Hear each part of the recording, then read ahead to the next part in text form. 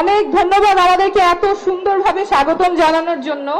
আমি এর আগে কখনো আসি নাই, আজকে আপনাদের সুন্দর পার্বত্য এলাকা দিয়ে আসলাম, খুবই ভালো লাগলো। এবং আপনারা যে দুই হাত দিয়ে আমাদেরকে স্বাগতম জানাচ্ছেন, অনেকের সাথে দেখা হচ্ছে, কথা হচ্ছে। আমরা দেশ গড়তে জুলাই পদযাত্রায় আমাদের 64টি জেলায় যাচ্ছি, যাতে করে আমরা সব জনপদের সমস্যাগুলো বুঝতে পারি, স্বপ্নগুলো বুঝতে পারি, আকাঙ্ক্ষাগুলো বুঝতে পারি এবং আমাদের রাজনীতিতে যাতে সেটাই প্রতিফলিত হয়।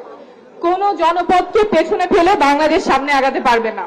এবং রাঙামাটিবাসী যারা আছেন, এখানে যতগুলো সম্প্রদায় আছে, যতগুলো কমিউনিটি আছে, সবাইকে একসাথে নিয়েই বাংলাদেশকে সামনে আগাতে হবে। কাউকে পিছিয়ে ফেলে বাংলাদেশ আগাতে পারবে না।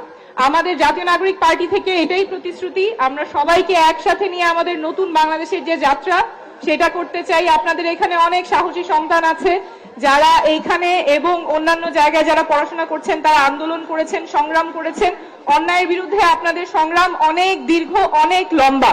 সেই সংগ্রামের প্রতি শ্রদ্ধা রেখেই আমরা সামনে আগাবো এবং আমাদের যে সংগ্রাম নতুন বাংলাদেশ গড়ার, যেখানে কারো প্রতি কোনো বৈষম্য থাকবে না, সবার অধিকার সংরক্ষিত থাকবে এবং এমন একটা সংবিধান থাকবে যেখানে শুধুমাত্র একটা দলের, একটা পক্ষের অথবা কিছু মানুষের অধিকার সংরক্ষিত থাকবে, কিছু মানুষের থাকবে না, এমন সংবিধান আমরা চাই না।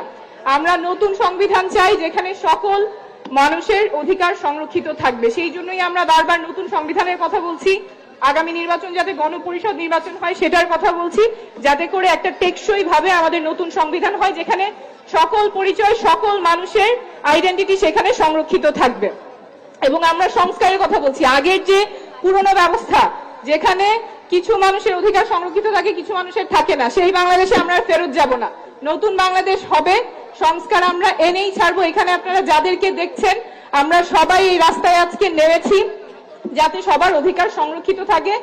এই সংগ্রামে আমি জানি আমরা রাঙামাটিবাসীকে পাশে পাবো।